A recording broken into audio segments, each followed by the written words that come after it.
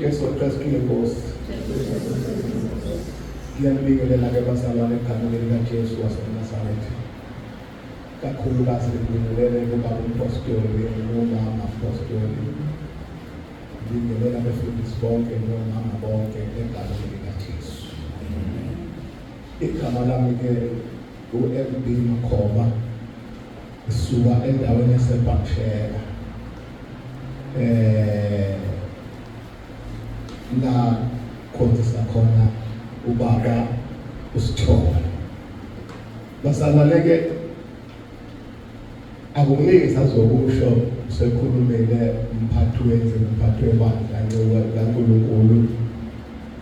Ngibona nje uNkulunkulu bazalwane empilweni yami. Umsebenzi wawenza empilweni yami. uNkulunkulu wayivimba zonke indlela zami ezweni. Ngahamba ngendlela entando yakhe. Bengihlala eThekwini ke bazalwane isikhathi esiningi la bengikhonza khona. Ngibuye ngo-2019 eThekwini. Uba ngibuyele ekhaya ngizizwa impela ngoba bengivele ngine ekhaya endaweni esecibini eduze neBhamshela. Kodwa ngokusebenza ngifika njalo ukuphela kwenyanga ngihambe futhi ngihambe njalo.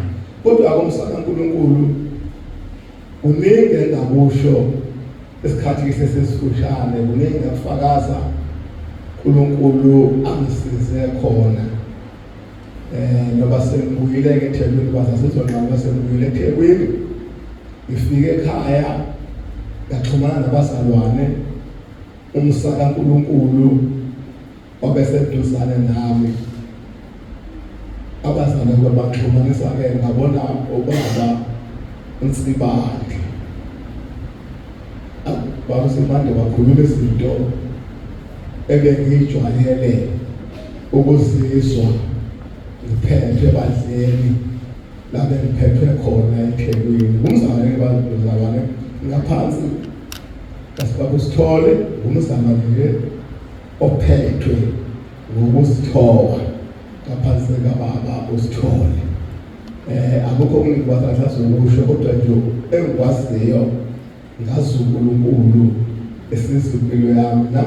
Nangaba uNsibande sengibonile inkonzo ngisenze zafika 5 inkonzo ngimbona